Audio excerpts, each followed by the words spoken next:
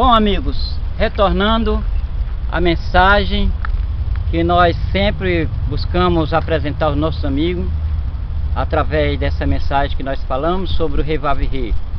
Nosso tema hoje tem como a graça redentora. O que é a graça redentora? Muitos têm se ouvido falar em graça nesses últimos dias que estamos vivendo. A graça é realmente o que é a graça. Vamos ver o que diz as Santas Escrituras no livro de Isaías capítulo 1, versículo 18. Vinde, pois, e arrezoemos, diz o Criador. Ainda que vossos pecados sejam como escarlata, eles se tornarão brancos como a neve. Ainda que sejam vermelhos como o carmesim, se tornarão como lã. Bom, ele está dizendo o seguinte: venham todos ouvir o que eu tenho para vos falar. Então ele está dizendo: vinde, porque ainda que os vossos pecados, no vosso parecer, na vossa consciência, achem difícil ser perdoado, eu estou para perdoar. Basta que confesse os seus pecados e eu perdoarei. Isso é que o Criador Reviver está se prontificando nessa passagem. Não importa o tamanho do pecado, a sequência do pecado, a ação do pecado, importa que a pessoa confesse os seus pecados.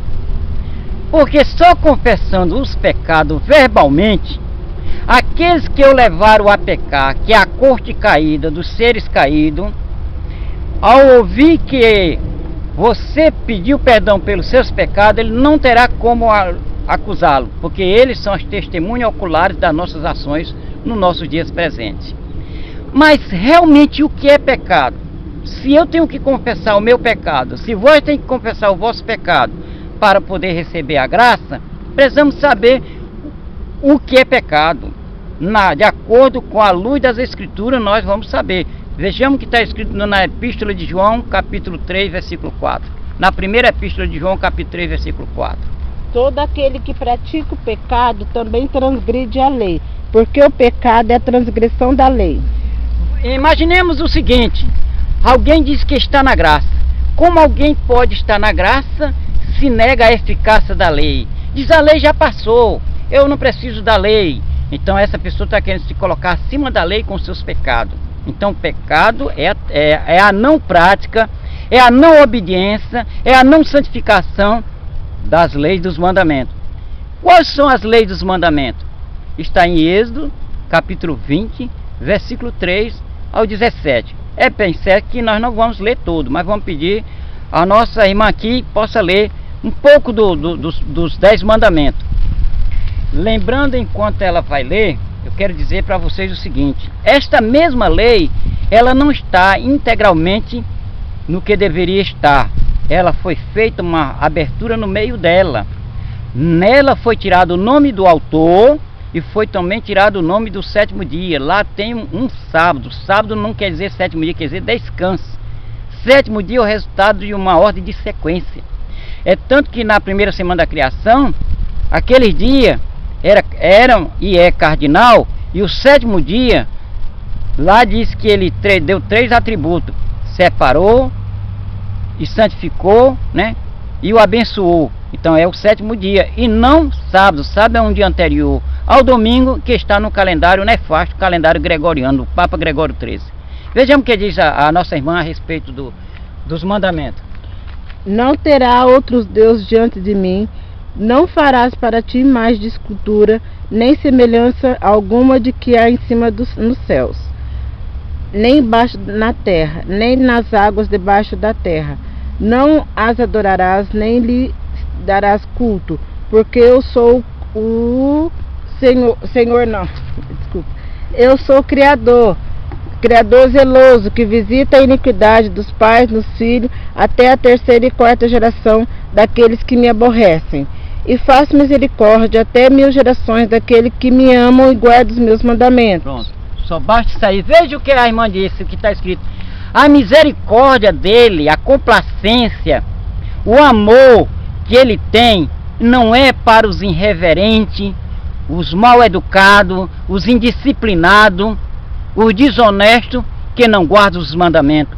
A misericórdia nos próprios mandamentos, que a misericórdia é para aqueles que guardam os mandamentos até 1000 gerações. Ele está dizendo, não está limitando, está dizendo, se você guarda os mandamentos, estarei com você em todas essas gerações. Aí está dizendo, o amor dele, a misericórdia dele está para quem guarda os mandamentos, mas não para essa classe que eu acabei de dizer, esses indisciplinados, esses desobedientes, esses irreverentes, esses que dizem que a lei já passou, a lei dos mandamentos.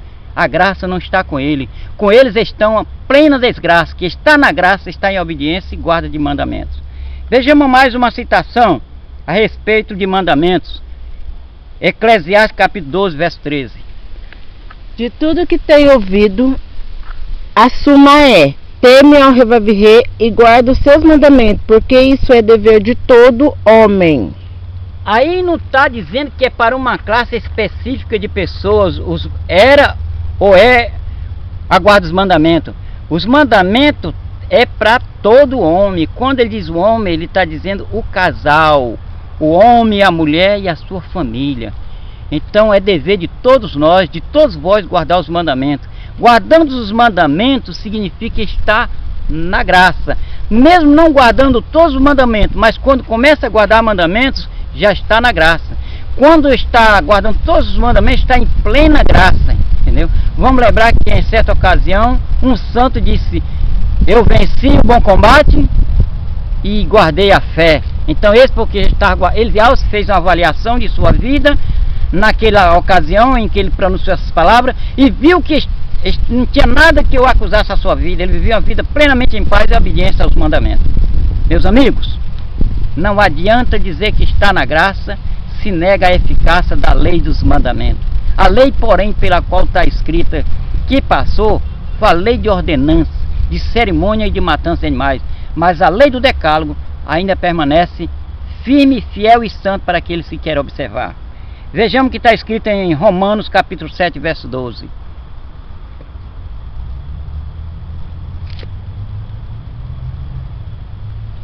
Por conseguinte, a lei é santa e o mandamento santo e justo e bom.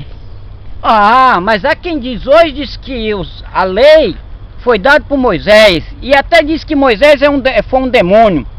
Em verdade, aquele homem, ele foi um homem guiado pelo próprio Espírito do Criador, do Revavirê, para levar um povo. Se o povo desobedeceram, foram eles, mas ele obedeceu, morreu e ressuscitou. A maior prova que na transfiguração, ao lado do Salvador, apareceu Moisés. Se ele apareceu lá na transfiguração, porque ele já havia ressuscitado. Como é que pode chamar um homem santo daquele ser demônio? Não tem nada a ver, meus amigos. Todo aquele que disser que Moisés é demônio está pecando contra o céu, as cores celestiais e contra o próprio Criador e os criadores do universo. Quero dizer-vos para todos vós, não dei crédito a esses que estão pregando contra a mensagem escrita na Escritura e anunciada por Moisés. Vejamos o que diz ainda as Santas Escrituras em Êxodo capítulo 31, versículo 18.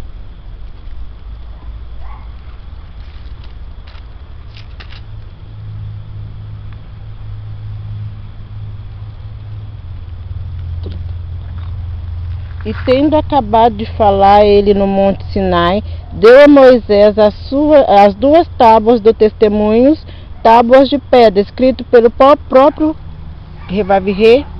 Seu próprio dedo, meu amigo. Olha, por que ele não deu em papiro? Porque o papiro com o tempo ele se desgasta. Mandou que lavasse as pedras e escreveu com o seu próprio dedo. Mas o que aconteceu? Aos que conduzia os mandamentos dentro da arca, pecaram e continuaram pecando. Por isso se tornaram escravos na Babilônia e saíram da Babilônia pecando. Em vez de anunciar os mandamentos, fizeram papiro, pegaram papiro e fizeram manuscrito, e em vez de colocar o nome do autor, botaram o nome de Adonai e outros nomes de profanação. Em vez de colocar o Sedbia, botaram o Sabatum. Esse nome é que são profanação. Essa foi a rachadura que fizeram na lei. Mas eu posso dizer para vocês, examinais as Escrituras, assim como disse um dia o Salvador aqui, porque só ela pode justificar a respeito dele, pois ele é o nosso mediador entre a terra e os seres celestiais. Vejamos o que diz em João capítulo 10, verso 15 ainda.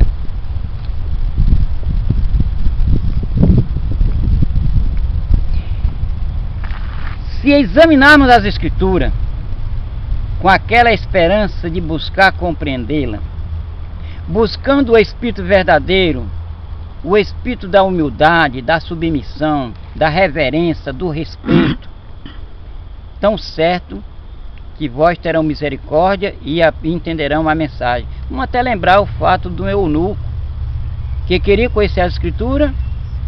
O Criador teve misericórdia dele, enviou um homem chamado Felipe e fez entender o que estava escrito nas cartas do livro, nas cartas dos escritos de Isaías.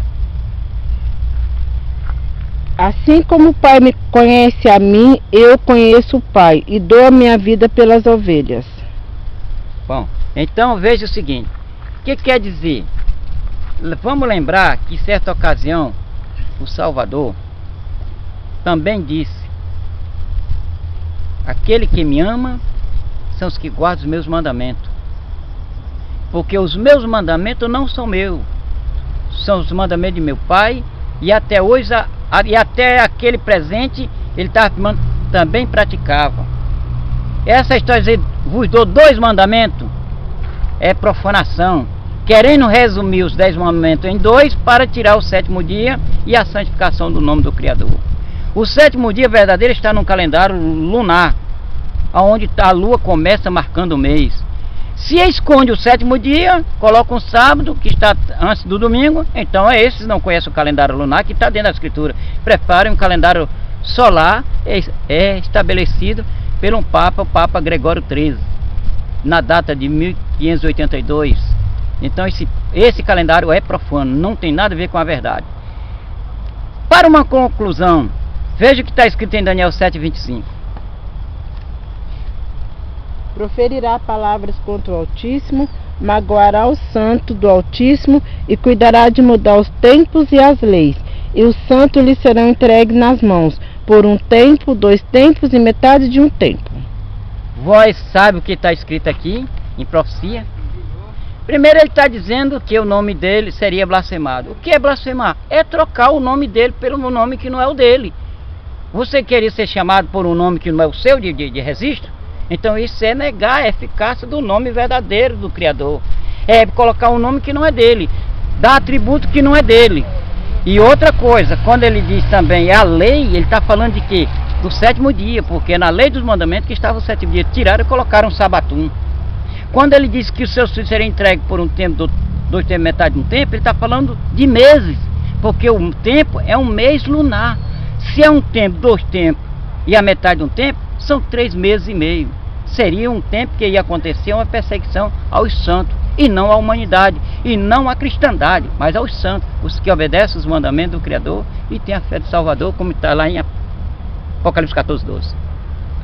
Nesse caso seriam os discípulos do Salvador que sofreram essa perseguição de 3 meses e meio? Não, eles foram perseguidos por um determinado tempo, mas essa perseguição ela aconteceu quando diz, vamos lembrar que há uma profecia que diz assim, e que a congregação foi para o deserto.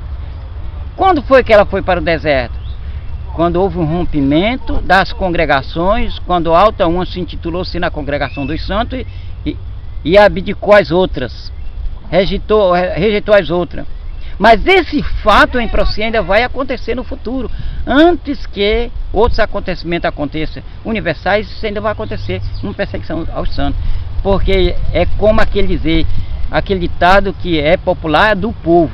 Mas se a gente pensar, quando ele diz assim, a roda grande vai passar por dentro da menor, ele não está dizendo que uma roda grande passa por dentro da menor, mas está dizendo que o mesmo fato pode ocorrer em outras gerações com os mesmos caracteres. Perseguição para os santos haverão de vir perseguição para os santos. Mas quem são os santos? Apocalipse 14:12. São os que guardam o mandamento do Criador e têm a fé do Salvador. Então quem não guarda o mandamento está na desgraça. Pode ter a fé do tamanho que tiver, não guardou o mandamento, não quer guardar um mandamento, nega a eficácia da lei, continua da desgraça. Está na graça guardando o mandamento. Então quero dizer para vocês, quero agradecer por essa ocasião em que tudo está sendo anunciado, e que a graça nada mais é, e é muito importante, é estar em obediência aos mandamentos. Eu até quero, como ainda há um pouco de tempo, eu quero dizer para vocês o seguinte: vamos pensar numa escada. O que é uma escada? É aquilo que se tem degrau. Toda escada tem o mesmo degrau? Claro que não tem. Toda escada não tem o mesmo degrau, mas escada foi feita para subir. Os mandamentos, tem uma passagem que diz assim: se guardar toda a lei e tropeçar num, é culpado de tudo. Essa passagem não foi inspirada pelo Criador, e quem a escreveu não escreveu com o propósito de mostrar à pessoa uma santificação, porque quando na afirmação se guardar toda a lei, ele já está guardando. Como é que ele pode tropeçar num? Aí eu pergunto: a santificação acontece momentaneamente em tudo que você ouviu, ou é uma trajetória de vida? A escada tem degrau para se subir. Os mandamentos se obedecem à proporção que começa a se obedecer o primeiro mandamento em que você escolheu para obedecer. No momento que você começa a obedecer um mandamento, significa que você já está na graça. Agora, plena graça é quando você se faz uma avaliação e viu que todos os mandamentos você está guardando. Agora, guardando porque você pode, ou porque alguém mais do que você lhe dá conhecimento e sabedoria para guardar e condições de você guardar. Claro, por isso tudo posso no reviver que nos fortalece. Então nós não podemos dizer assim, como legalista, como alguém que disse para o Salvador que guardava toda a lei. Quando disse para ele vender tudo e dar aos pobres, ele não retornou, quer dizer, ele não guardava mandamento. Ele é egoísta. Quem guarda mandamento ama o próximo. Pergunto vós, estão amando e já começaram a amar o próximo? Já começaram se compadecer do seu próximo? Comece por esse mandamento. Comece a compartilhar com o sofrimento dele, ver a necessidade dele.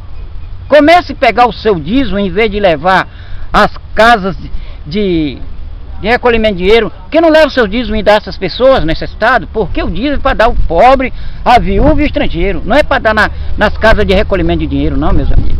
Pegue seu dízimo. Você quer dar seu dízimo? Dê aí que você está fazendo de acordo com o mandamento. É isso, é devolver a quem é de devido direito, e não dar a casa de recolhimento de dinheiro. Pergunta: tem casa do tesouro? A casa que eu conheço, a casa do tesouro, é a casa da moeda do Brasil, ou de cada nação. Existe casa do tesouro para levar dinheiro, oferta, dinheiro e dízimo? Não, não existe, porque o templo já foi derrubado no passado. Existe casa de recolhimento de dinheiro para propósitos que não são legais, porque quando é legal, segue ao mandamento. Se existe sacerdote, tem tempo. Se existe tempo, tem oferta, tem dízimo. Então é para dar o quê? Na oferta do tempo, se acabou o tempo, sacerdote. Então não acabou o dízimo, porque o órfão e a viúva estrangeiro ainda existe. É ele que é direito de receber. Façai-vos esse direito a eles, que é direito de conferir, lhe confere. Dai o direito a de quem é devido. Entendeu? Não retei esse dinheiro para vós, e dai àquele que não é devido a ser dado essa quantia em dinheiro. Então, meus amigos, vou dizer uma coisa: só está na graça quem conhece a santidade da lei. Só guarda a lei quem tem amor, não no coração, na consciência. O coração não tem amor. O amor está na consciência. Ele é que tem o comando da alma, e não o coração. Estão se pregando muito amor no coração. O coração é um músculo que pode ser trocado, mas até hoje não se trocaram o cérebro de alguém. Você conhece alguém? Então posso dizer para vocês, nessa tarde desse 7º dia, agradeço aqueles que estão apreciando a mensagem em vídeo e que possa anunciar a outros. Guarde os mandamentos, que guardando o mandamento significa estar na graça. Plena graça é chegar a um topo de toda a obediência aos mandamentos. Mas lembre-vos, se morrer sem guardar todos os mandamentos, não significa que você está perdido, porque você tem que estar na graça, não em plena graça. Se estiver na graça, se morrer, você morreu na graça. Então o Criador cuidará de você. Muito obrigado, e que Reviver abençoe todos vós.